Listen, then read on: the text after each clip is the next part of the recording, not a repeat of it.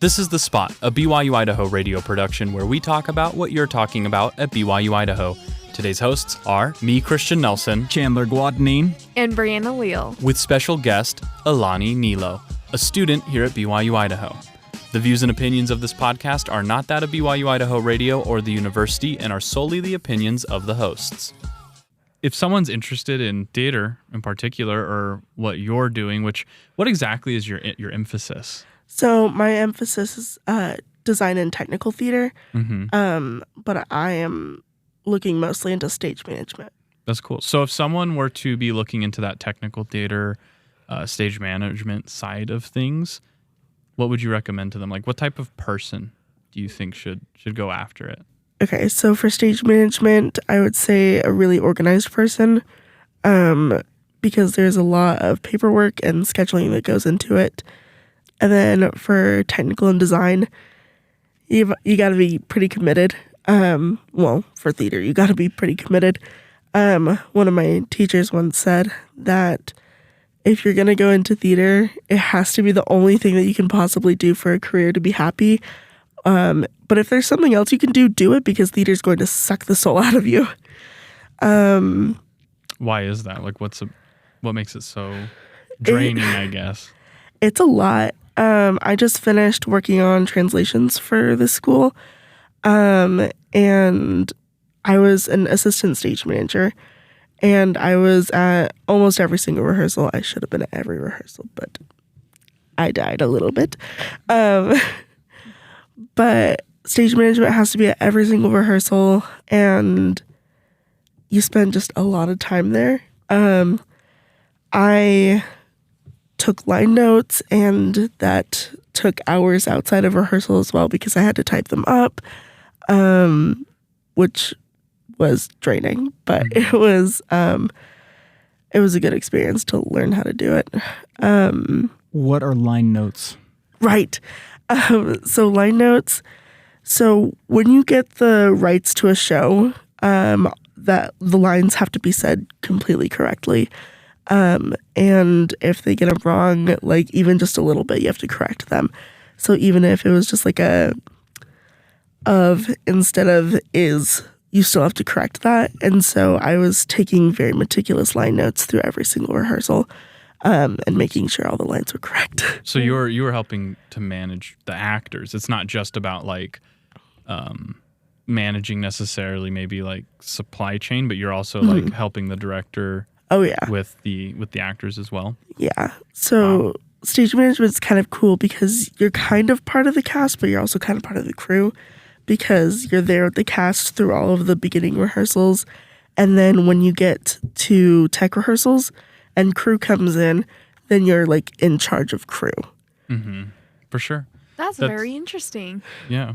That's super cool. What would be like your sales pitch? So I know like, yeah, it can be like draining and stuff like that, but what have been like your favorite aspects that you think you've enjoyed and other people who are seeking that kind of line of work or experience would enjoy as well? I would say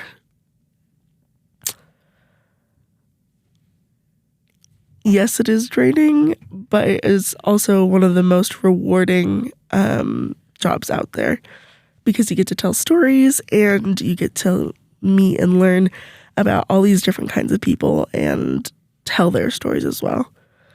That's super cool. Overall, so obviously the performing arts as a college is a lot broader than just theater and things like that. So there's choir as well involved in it, and so there's definitely orchestra. Yeah, orchestra. Symphony orchestra. So there's music, dance. Yeah, there's a whole bunch of stuff, which is super cool. And Briana, you talked to some people, and they kind of gave you feedback on what they do, right? Yeah. So who'd you talk to? I talked to, unfortunately, I could not find orchestra people to talk to, but I did find... They're busy studying. Oh, yeah. Finals. Yeah. Oh, definitely.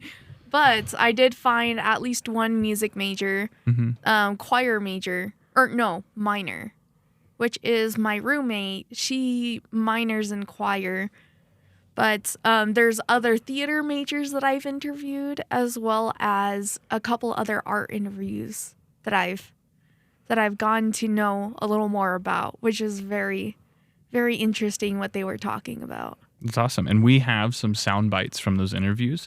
So we're just going to play them, and then we'll talk about what the students said. And, if you have any insights or anything, we'll just talk about it, have a conversation. So here's the first one. UX UI, so that's user experience, user interface. So that's basically working on apps and websites. So I've been mainly focusing on that. I've done some traditional art classes, just like, beginning, started the major, but mainly I've focused on graphic design, on typography, on, visual design, that kind of thing. And my favorite classes have been my user experience classes, where I'm working in a program called Figma. So that is where we can build prototypes of apps, and it's super fun to see the work that you've made and look super real. But I've always loved art too. So another class I've taken is this 2D digital illustration class. Super fun as well. But I just love how I can be creative and also apply design rules to my work here. And it's super fun. I like it. So my plan, since I'm a graphic design with UX UI major, that's the goal, is I want to work on apps and websites. I'm actually super excited because next semester I have an internship lined up with Family Search. So I'll be working on making the Family Search app more usable and user friendly. And that's all what UX is about. So I'm super excited to make digital experiences better for people. There we have the student talking about how they're doing art, but they're also doing communications classes with that art. And that's why part of the art department is in the Sporey building here on campus, which is overall a communications building, but does have a whole art floor above. And that's because that they kind of intersect. They kind of have cross-pollinate a little bit, right? You need graphic design and stuff to tell your stories and to push advertisements, which is communications. So it's pretty cool. So they're learning not only the art side of things, but they're also kind of getting a science-y business kind of minded approach to it as well, which is pretty cool. Yeah, and I think another thing that goes along with that is originally I had the idea to be a business minor, but also a major in art. And so essentially what that art major would do is help me to understand, the color palette and which colors work the best with other colors, even how she was talking about user interfaces. User interfaces, making it user friendly. And I think that's such a really great mix between both art and then another different major, which is really interesting because if you think about it, even though I'm a business management marketing major, I could take art as well to help me to be able to design and to make, even a business's website look more and, less eye straining, as you can say. Yeah, more visually pleasing. As a video guy, I was going to kind of point out, there's a lot of things that you were saying about doing theater management stuff that reminds me a lot of doing a producer role on video production assignments, where you have to, you have to be there for the director. You got to organize everything, put it all together, make sure everything's in the right space. And I think that as video as well, with this comment from the student, the arts are such an integral part for me because music is what makes, my videos carry their emotion forward, right? So picking out the right music or working with the musician or finding a graphic artist who helps make this logo for a company pop in an advertisement that, I would be making, right? So, it's cool. There's a lot of stuff that goes into the arts. So my question to you, Elani, is how have you seen art in set design, getting things ready for the stage? How does that help you guys as you get things ready for production? Oh my goodness. So on the art and design part of it, as we were preparing for translations, we started getting our set in place. And it was just so awesome to watch the wildflowers be put in and watch the stone flooring be put in. And of course, it wasn't real stone or real flowers, but being able to visualize our set and actually see everything that our characters would be seeing was super exciting. The sets just, if they're done well, they make the production so much better. Yeah, and I had a chance to go to translations, and the set is one of the coolest things. Like so basically for our listeners who didn't get to see it, it's in the Black Box Theater, which is a theater that like the audience can see from all angles or all sides. It's like an amphitheater kind of thing, but it's indoors. Yeah. Chandler was there with me actually that night we saw it. And the set was really well done, and it was cool how with just a little box, you could change the entire setting with just some lighting, where the characters are staged, stuff like that. Super cool. Awesome. Thank you. Yeah, I think that's great. I mean, we were in a black box, right? Literally, that's what the theater was. But when you have the art that you talked about, the stone floor and the flowers and the sod, like I was right up there next to it, and the grass actually crumbled in their hands, right? So like it kind of takes you into that set, even though you know that you're in just this dark box, but there's something more to it when you have a set that's well put together and it's a form of art. It really is. Absolutely. There's one, it looks like this is from a student who is participating in music here on campus. I'm currently in women's chorus. I love the fact that it's a college choir, so it's higher, but you get a lot of different experiences with it. Like this semester, we got to perform an oratorio and sing in general conference. So you get a lot of professional experience as well as just a lot of technique from the professors. Right now, it's just for fun. It could also just really help with performance anxiety or even just being in public with public speaking and whatnot. Okay. Yeah. Cool. What'd you guys think of that one? I mean, me and my roommates, I remember we're sitting around on, Saturday afternoon, right? And we're just like, we know that person. We know that. Because we were like watching the choir, right? They did a fantastic job, by the way. It was fantastic. I had somebody in my class this morning that was like, I was in that choir and her voice was shot. Like it was just gone.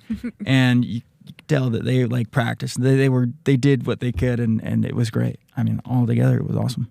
Yeah, that's super cool. Yeah, I really like that. That was actually my roommate that I told you about. That was a part of, who was minoring in music. She absolutely loves choir.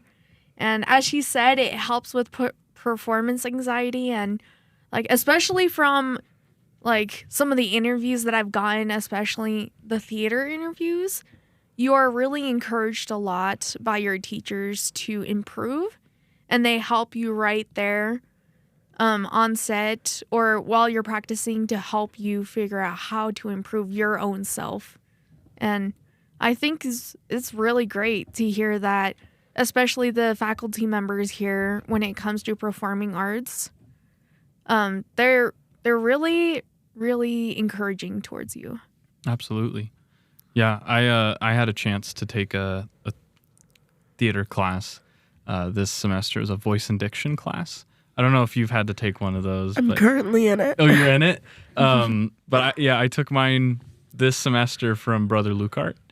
And it was a lot of fun. It was a lot of work. And one of the things that really stuck with me came from the end of the semester. It was last week, something Brother Lucart said. And he talked about, he said that his goal as a professor is not only to teach, but also to facilitate an environment where everyone starts to become friends and is comfortable with each other. Because when you're comfortable with each other and, because like the student was saying, she or your roommate, right? Yeah. Like she was saying, the teachers encourage you to be comfortable and to be comfortable with public speaking or these different performance aspects. And once you get comfortable, you're able to kind of break out of your shell and do cooler, more intricate things, whether that's voice work or whatever, or acting. And that was his goal. He said his goal was to facilitate an environment where you trust your people. And when you can do that, you create something great. And for me, I think back to some of my classes, and I wish that was kind of implemented as a teaching strategy into more of my classes, because There are totally times where comparison becomes the thief of joy, you know, in other situations and other settings and stuff like that. And I think that's something that's very cool about the performing arts major, is that oftentimes it seems that the comparison side of it is muted a little bit for the sake of learning, which I think is really cool. So I don't know if you've experienced that. Oh, at all, yeah. Totally. So actually in that voice and diction class, I'm taking it from Sister Monk. And for our final, we had to perform a Shakespeare monologue. And before we started recording, I think I said that I was not an acting major. I'm design and technical. I don't like acting. I don't like performing. I don't like being in front of people. And something that we do for our performances in that class was to have workshops so that we could get feedback from our classmates and from Sister Monk herself on how we could improve. And during my workshop, I got so nervous that I forgot my lines and I stopped talking. And I had to start over and be like, I'm so sorry, give me a second. And in the comment section, one of my classmates, he was like, hey, like, I totally get it. Just know that, like, we're all friends here and we all care about you and we want to see you improve. So don't be scared of us. And during my final performance, I was able to, like, remember all my lines. I wasn't super nervous. I was still a little nervous because I always am. But something that is very common in all of my theater classes is just how supportive everyone is of each other. Yeah, absolutely. And that's the vibe I got when I was, especially near the end. I was kind of nervous. Like, I had done public speaking and stuff, but I've never had to do, like, voice stuff, especially in front of other people. Like, I can go live on the radio and it's not like I don't get that, you know, when you start doing it, you get that little, like, adrenaline rush, but after a while, so many times you're just kind of like, okay, like, I'm just talking to however many people are listening, who knows? And you get used to it, but there's something about being in front of other people. And in my mind, I'm like, I'm just a comm guy. I'm a communications guy. And these are theater majors. Like, they know what they're doing. And I'm nervous. And by the end of it, they were so nice to me and so nice to be around that I felt kind of like you were describing, comfortable. And I was able to kind of pop out of my shell and do a good performance on the little voice play that we were doing, which was a lot of fun. So it was cool. I think it's a very cool aspect of that, the teaching style that comes from the performance arts. It's very cool. So yeah, and I like also that you were talking about, even though you were very that even though you don't necessarily enjoy performing, there's also an option to where you could still be a part of the performance. It can just be through the technical aspects. So I think that's also something that a lot of people would enjoy, that you don't necessarily have to perform in order to feel a part of it. You could also be a part of the background as well, but still be a major important part to the production.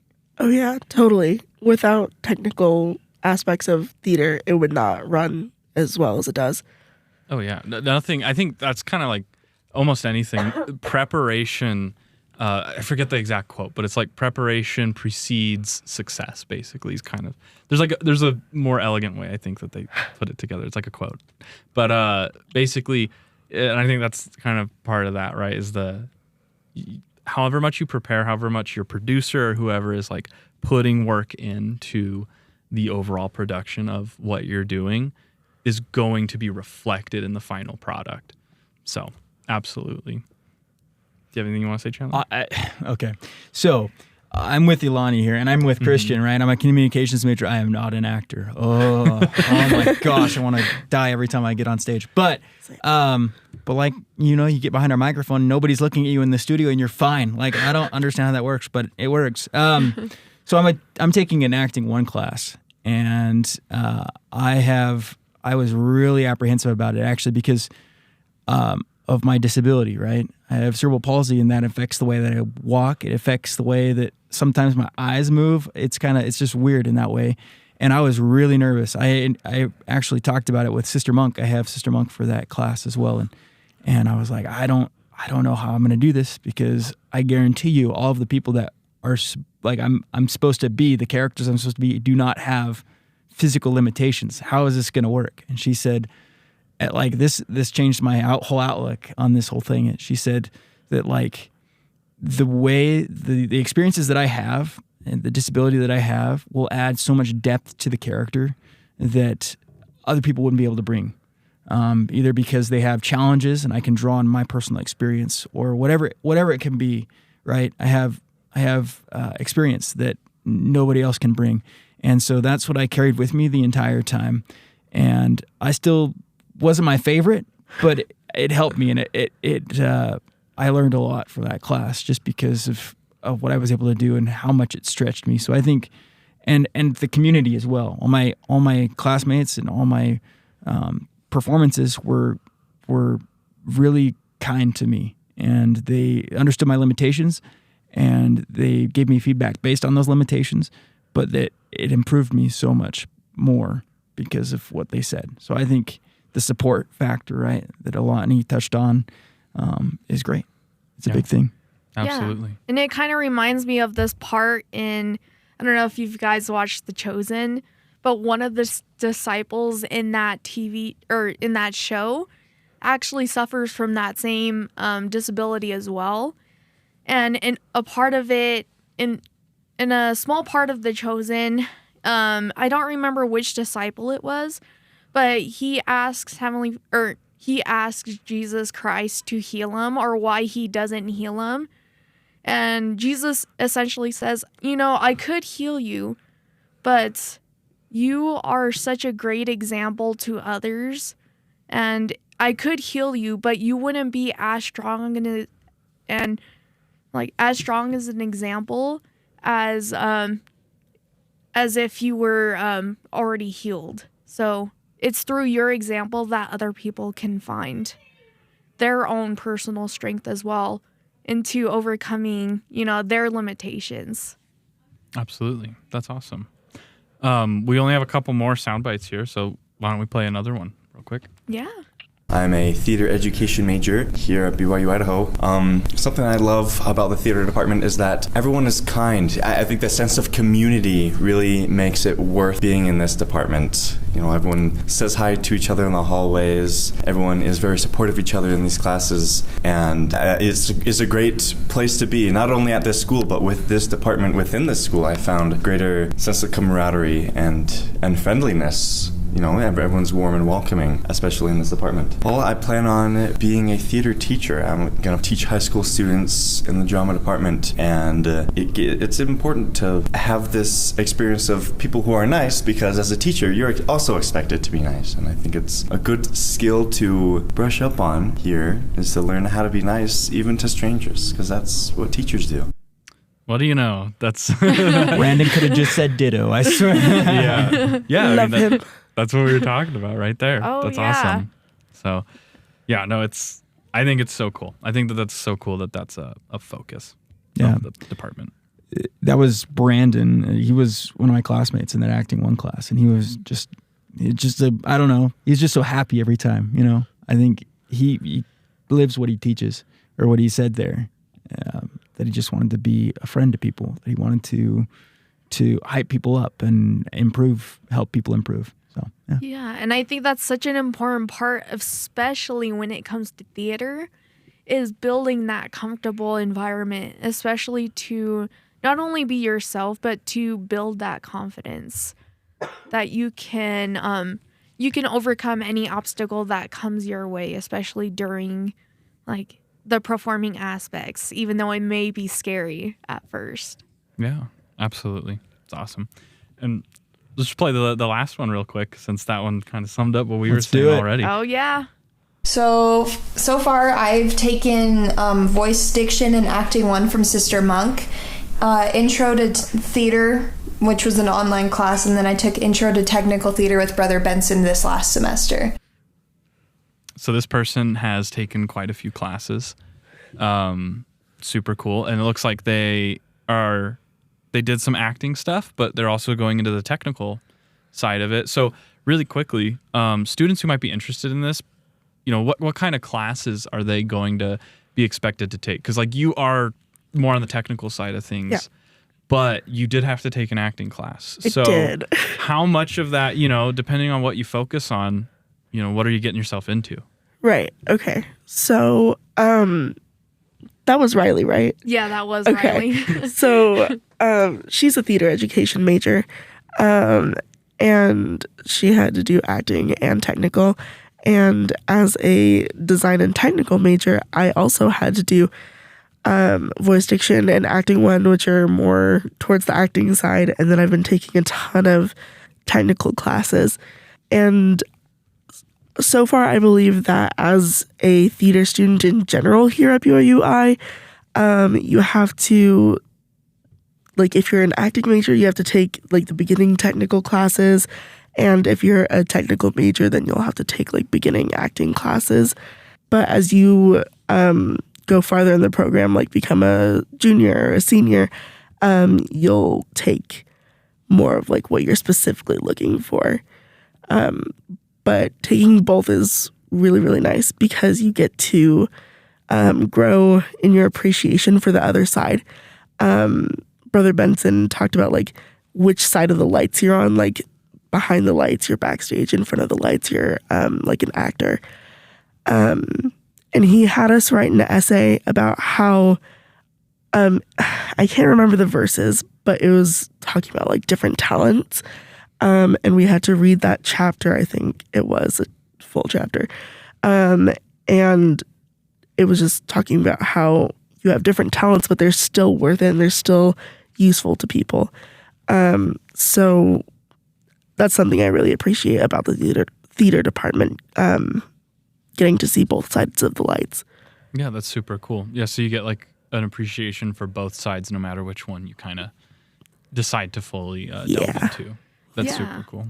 I really like that as well. It reminds me of an experience that I had. I mean, even though it was back in high school, I did take a university band class while I was here one semester. I just don't have enough time to take another one. But it was a really great experience. It really teaches you discipline. It teaches you, especially when I was in high school, I understand now what it's like to be a part of percussion as well as a part of the winds, and how much more appreciation that you have, especially like viewing those who were a part of the winds as a part of the percussion aspect. And so the winds have to really train their voices. Believe it or not, you have to train your voice to be able to hold those long notes, or even to be able to quickly like grab, to memorize your notes ahead of time, just in case you have to breathe. And it's a lot of training, especially when it comes to choir as well. So even performing arts, maybe even in theater, I don't know a lot about it, but I think just when you need to breathe, but then quickly come back to remembering your line that you were originally going to say. Yeah, absolutely. I like what you said about, you mentioned the talents. That's super cool, because I think one of the things that, it's a very like human trait, and you see that in the arts especially. And it doesn't matter if you are going into like education or whatever, but that's storytelling, right? And I think the best way that people learn and map things out in their heads is through storytelling and through hearing other people's experiences and things like that. And I think that theater and music and art, all of these things are just different forms of telling stories and conveying the human kind of experience to each other. And so I really love how you mentioned that. I think that's the greatest talent. I think that's one of the best, biggest talents that will benefit anyone in like any field they go into. So it's definitely super cool. Yeah, I think if this is the one thing that I want people to take away from this episode, for me, it's that you have talents. Use them. No matter what they are, what field they're in, use your talents, because that will make the world a better place. And that sounds corny as heck, but it's so true. And it's sincerely like, you will make the world and the people around you better because of what you know how to do. and what you can add. And so whether that's in theater, whether that's in teaching, whether that's in communications, whether that's just any aspect of your life, as we come to the end of the semester, right? Just use your talents. We've talked a lot about hobbies, a lot about different things. Do what you do and make the world a better place because of it. You've been listening to The Spot, a production of BYU-Idaho Radio. Today's hosts are me, Christian Nelson, Chandler Guadagnin, And Briana Leal. with special guest Elani Nilo, a student here at BYU-Idaho. The views and opinions of this podcast are not that of BYU-Idaho Radio or the university and are solely the opinions of the hosts. This episode was edited by Chandler Guadagnin. Producers were the hosts, with supervision by Brandon Isle. Our theme music is Finding Happiness by DJ Quads and The Perpetual Ticking of Time by Artificial Music. To listen to more episodes of The Spot, like and follow us on social media or visit byui.edu/radio. You can also subscribe to BYU Idaho Radio podcasts on Apple Podcasts, Google Podcasts, Spotify, SoundCloud, or wherever you get your podcasts. Also, leave a review of the show and leave a comment about what we should talk about next.